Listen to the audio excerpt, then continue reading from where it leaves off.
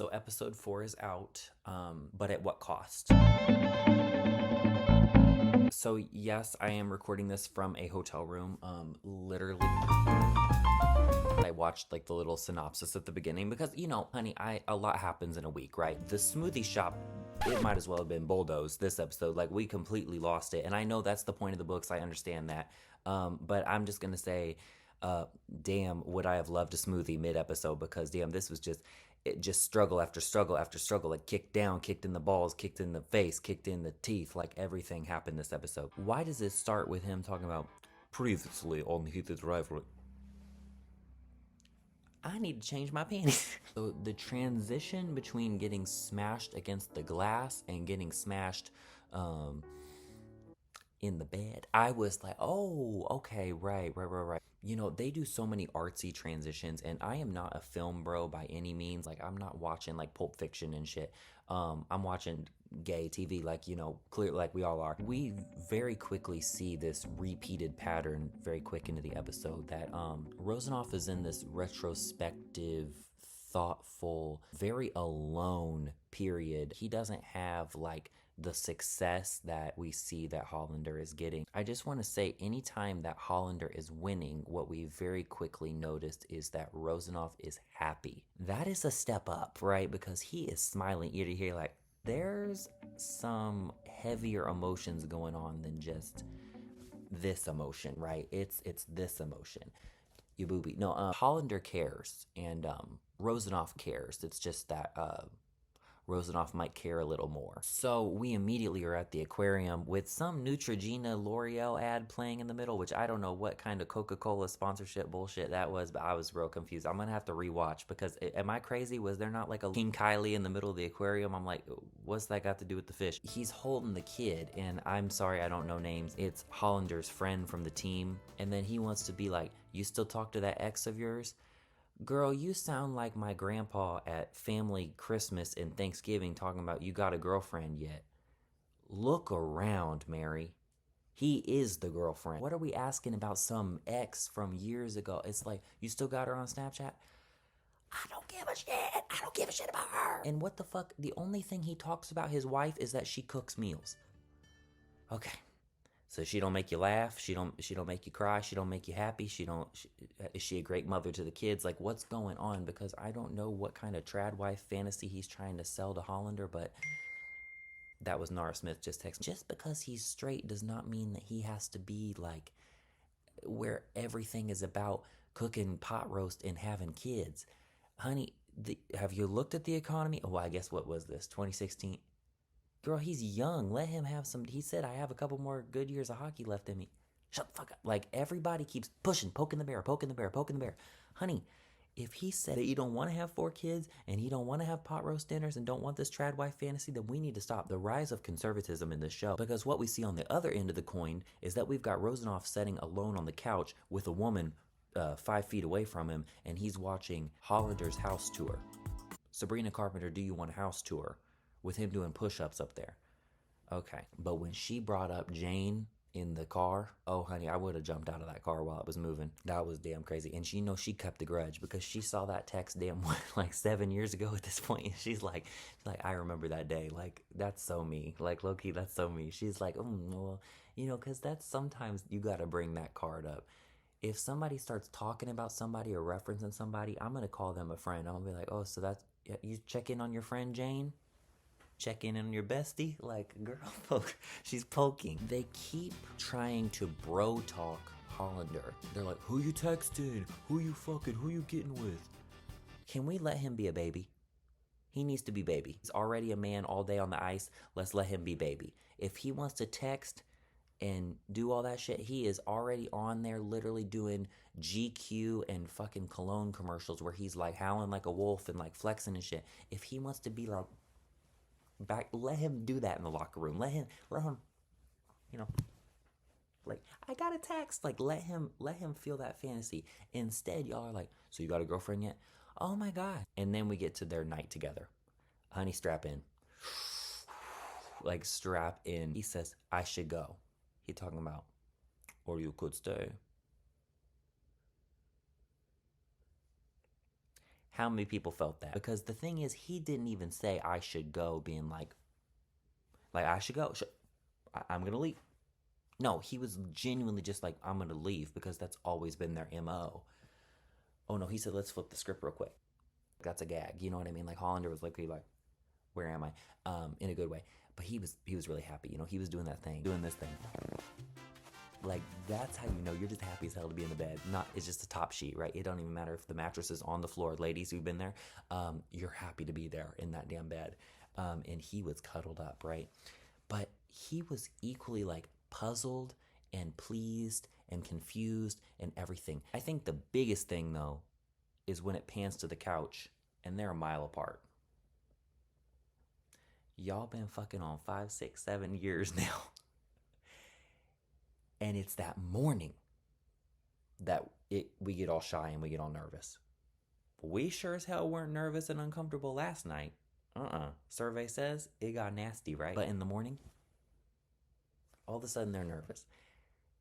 That is so universal. It's like, what are the rules here? Can I speak? Should I speak? Should I just like let it linger? Do I leave?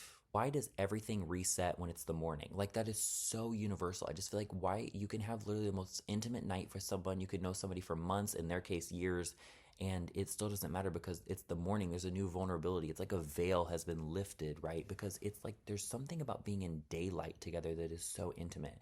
I've talked about this on the channel before, but like, there's something so vulnerable about somebody seeing like the detail in your skin. You know, you're not drinking, you're completely sober. You know, you got that morning breath going on, you got your hair fucked up, you got everything. Like, it's like so vulnerable, and they share it together and they enjoy it together. But that mile between them on the couch, oh my God. There was something really important that happened right after this that really shifted me. The Grillo Pickles mention, yeah, you know, that's love language in itself. I don't know if that was an intentional sponsorship or if that HBO money got up and they had to blur it, but we all know what pickles those are. Great, great, great pickles. Love those, actually. I get the big one at Costco. They start talking about women, which I understand he's bisexual, but oh my God, they are using it as chess pieces to talk about their own relationship. And Rosenoff is asking to get clarity on what they are. He basically is saying, you know, yes, I'm fooling around with the women, but like, say my name, say my name. Like, he's like, I will be there. And instead, something shifts, right? Because right now we got Hollander thinking women, women, women, women, women. He was never thinking about that shit. Let's be so serious, right? We have not even seen him utter the word women. The only woman we've seen him with is his fucking mom. And that's a whole other thing. She overstimulates the fuck out of him. Like, we have not seen a good example of him hanging out with a woman that he's actually vibing. I saw more chemistry from fucking Smoothie King and his girls than I did with Hollander getting with any woman. So it's like, now we got Mr. Bisexual King bringing up women to the conversation, and then Shane all of a sudden talking about, oh, maybe. I'm like, oh my God, I'm sorry. And I'm a feminist at heart, and I love y'all to death, but I'm like, we need to keep the girls out of this conversation right now. But talking about hot women with your gay fling, let alone sometimes your DL fling, that is trauma. He's talking about, oh, I'm lazy. And then immediately when that microwave beep, he run up. Microwave girl was the oven. When, I don't know. But, I mean, it was tuna melt, who knows? But it was probably the microwave. But he runs up and, man, he fast as lightning getting that shit. He's talking about, I'm lazy. And then to get that shit. And he's like, no, stay there. I'm going to go get the food. I'm like, you're not lazy, honey. You are using that as a defense mechanism and to take the guilt off and the worry that he's gonna think you're too into him and I'm gonna stay in love with him. As soon as Rosenoff gets that call about his family and the vulnerability veil is down, honey, we might as well wrap it up. Because as soon as that's gone, that causes a very cosmic shift. And that is the truth. If y'all have ever lost somebody or had a confusing friendship fallout, but you're also with a relationship, and you bring that to the table, either you need advice or you need to vent or whatever, as soon as you bring that family, friendship, life trauma, even a bad day at your job, and you bring it to the hookup, you got yourself a therapist and you got yourself a partner, because it blurs the lines of physics and everything and emotional vulnerability, because you clearly see from that point it is on like Donkey Kong. He just heard about terrible news about his father and his family, and all of a sudden he gets back to the couch and he's like, you know what, I want to run my fingers through Hollander's hair and, you know, count the freckles on his shoulders. Like, he is really like in capital L love after he gets off that damn phone call. Like, it wasn't even about the phone call. It was just, it opened him up to that sensitive side, and then boom, like pow. And I'm just gonna say this, the intimacy coordinator for that couch scene deserves a fucking Nobel Peace Prize. I felt like I was on the couch. I felt like I was on the corner, like, can you guys pass the remote? Like, I literally felt like I was there, and like I felt like I was intruding on something. Like, and those kisses, and I'm gonna say this. We were talking about Rosenoff thinking I love you and saying I love you in a couple, several different ways. Those kisses that Hollander was giving Rosenoff in that couch scene, those were I love you kisses. Those were dangerously I love you kisses. And he knows they were I love you kisses. An open mouth next to one another after tuna melt. Mm. And then they quickly return that favor with the first name basis. Damn. And of course, he goes and packs it up. He couldn't let it linger. I'm gonna go play in traffic. Hollander immediately the next day is getting overstimulated with his mom, and they're having a dinner, and she brings up the girls again, and somebody got to get this gay autistic man a fidget spinner. They got to get him something he can play with under the table. He needs some silly putty or something, because he, oh my god, you could tell he's just like overstimulated to the fucking hills. And then what's funny is he takes a moment, goes to the bathroom real quick. He's like, what is 5 things I can see, 4 things I can smell, 3 things I can taste? He comes back to the table and he's like, you know what? I think I'm good for lunch. Like me as hell. So then fast forward, he goes to the bar that night, and as we know, the beginning of the end, he meets Rose. And I just want to say this. She's moaning over the fries. Oh, these fries are so good. I'm like, girl, is some damn French fries. You know what I mean? I'm already like over it. And she's dressed like Megan, which is just pissing me off. I'm just going to say one positive on her before I do too much. I feel like her fame, talking career while also being a human. Yeah, I'm famous and I have a great day on set, but damn, also like my costume was itchy. I forgot my lines. Oh my god.